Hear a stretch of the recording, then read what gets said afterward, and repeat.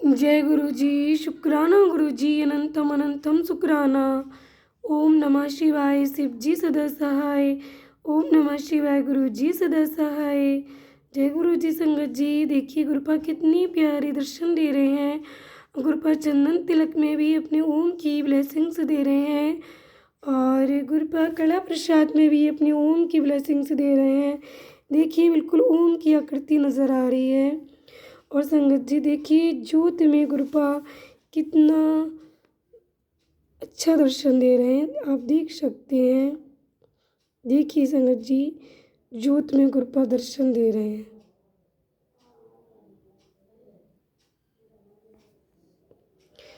ओम नमः शिवाय। चलिए स्टार्ट करते हैं गुरु वंदना के साथ। गुरुर्ब्रह्मा गुरुर्विष्णु गुरुर्देवो महेश्वरा गुरुर्साक्षात् पारिब्रह्म तस्मै श्री गुरुवे नमः। 2 लाइनें गुरुपा के लिए। हे सारे तीर्थ धाम आपके चरणों में, हे गुरुदेव प्रणाम आपके चरणों में। हे सारे तीर्थ धाम आपके चरणों में, हे गुरुदेव प्रणाम आपके चरणों में। जय गुरु जी। विद्येश्वर संहिता का 3रा अध्याय श्रवण करेंगे। ओम नमः शिवाय। साध्य साधन आदि का विचार तथा श्रवण कीर्तन और मनन, इन 3 साधनाओं की श्रेष्ठता का प्रतिपादन।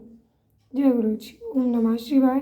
व्यास जी कहते हैं, सूत जी का ये वचन सुनकर वे सब महर्षि बोले, अब आप हमें वेदांत सार सर्वस्व स्वरूप अद्भुत से पुराण की कथा सुनाइए। सूत जी ने कहा, आप सब महर्षिगण रोग शोक से रहित कल्याण में भगवान शिव का स्मरण करके पुराण प्रवर शिव पुराण की जो वेद के सार तत्व से प्रकट हुआ है कथा सुनिए। शिव पुराण में भक्ति, ज्ञान और वैराग्य, इन तीनों का प्रीतिपूर्वक गान किया गया है और वेदांत वेद सदस्तु का विशेष रूप से वर्णन है। इस वर्तमान कल्प में जब सृष्टि कर्म आरंभ वाद विवाद करते हुए कहने लगे अमुक, उनके इस विवाद ने अत्यंत महान रूप धारण कर लिया।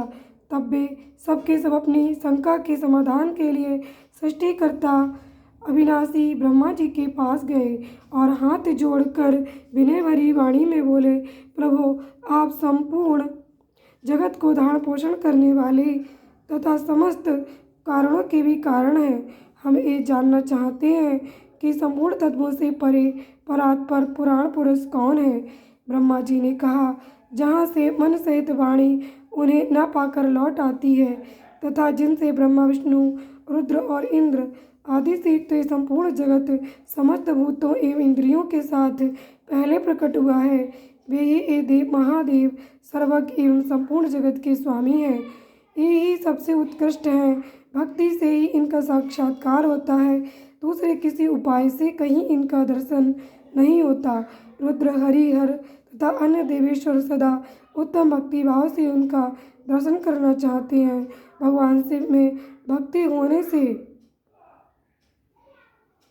मनुष्य संसार बंधन से मुक्त हो जाता है। देवता के कृपा प्रसाद से उनमें भक्ति होती है।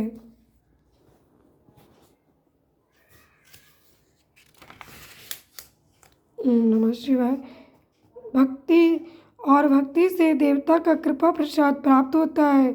ठीक उसी तरह जैसे यहाँ अंकुर से बीज और बीज से अंकुर पैदा होता है, इसलिए तुम सब महर्षि भगवान शंकर का प्रत्यक्ष कृपा प्रसाद प्राप्त करने के लिए भूतल पर जाकर वहाँ सहस्त्रों वर्षों तक चालू रहने वाले एक विशाल यज्ञ का आयोजन करो। इन यज्ञपति भगवान शिव की ही कृपा से वेदोक्त विद्या के सारभूत साध्य साधन का ज्ञान होता है।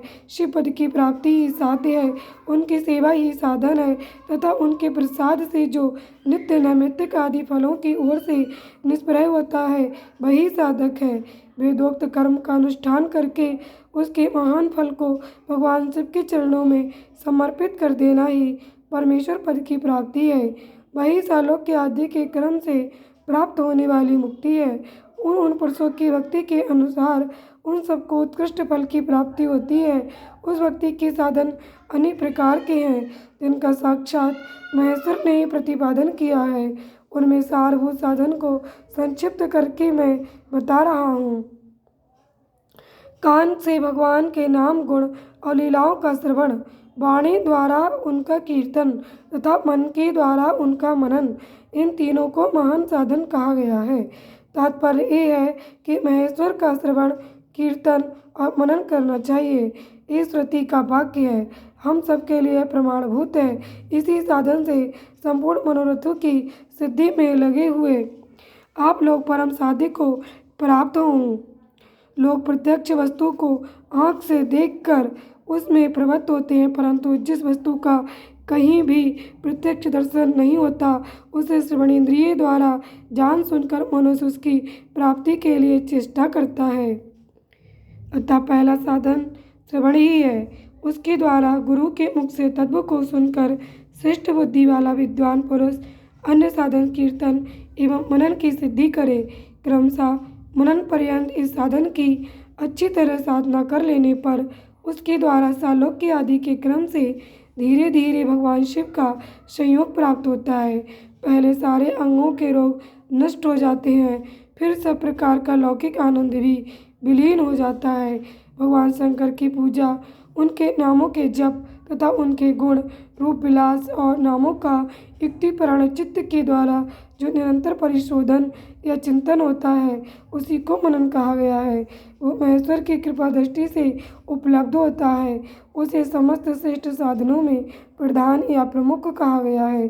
सूत जी कहते हैं, मुनीश्वरों, इस साधन का माहात्म्य बताने के लिए प्रसंग में मैं आप लोगों के लिए प्राचीन वृत्तांत का वर्णन करूँगा, उसे ध्यान देकर आप सुने।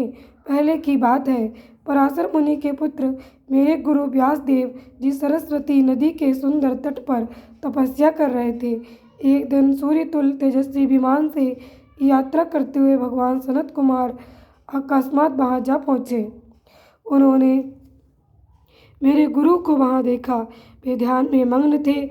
उससे जागने पर उन्होंने ब्रह्मपुत्र सनत कुमार जी को अपने सामने उपस्थित देखा।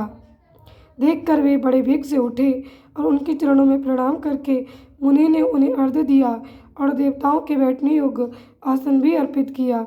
तब प्रसन्न हुए भगवान सनत कुमार विनीत भाव से खड़े हुए व्यास जी से गंभीर वाणी में बोले, मुने, तुम सत्य वस्तु का चिंतन करो। वह सत्य पदार्थ भगवान शिव ही हैं जो तुम्हारे साक्षात्कार के विषय होंगे। भगवान शंकर का श्रवण, कीर्तन, मनन ये तीन महत्तर साधन कहे गए हैं। इन तीनों ही वेद सम्मत हैं। पूर्व काल में मैं दूसरे साधनों के सब ब्रह्म में पढ़कर वहाँ घूमता घामता मंदराचल पर जा पहुँचा और वहाँ तपस्या करने लगा। तदनंतर महेश्वर शिव की आज्ञा से भगवान नंदिकेश्वर वहाँ आए। उनकी मुझ पर बड़ी दया थी। वे सबके साक्षी तथा शिव गणों के स्वामी भगवान नंदिकेश्वर मुझे स्नेहपूर्वक मुक्ति का उत्तम साधन बताते हुए बोले, भगवान शंकर का श्रवण, कीर्तन और मनन ये तीनों साधन वेद सम्मत हैं और मुक्ति के साक्षात कारण हैं। ये बात स्वयं भगवान शिव ने मुझसे कही है। अतः ब्राह्मण, तुम श्रवणादि तीनों साधनों का ही अनुष्ठान करो। व्यास जी से बारंबार ऐसा कहकर अनुगामियों सहित ब्रह्मपुत्र सनत कुमार परम सुंदर ब्रह्मधाम को चले गए। इस प्रकार पूर्व काल में के इस उत्तम वृत्तांत का मैंने संक्षेप से वर्णन किया है। ऋषि बोले, सूत जी, श्रवणादि तीन साधनों को आपने मुक्ति का उपाय बताया है, किंतु जो श्रवण आदि तीनों साधनों में असमर्थ हो वो मनुष्य किस उपाय का अवलंबन करके मुक्त हो सकता है? किस साधनभूत कर्म के द्वारा बिना यत्न के ही मोक्ष मिल सकता है?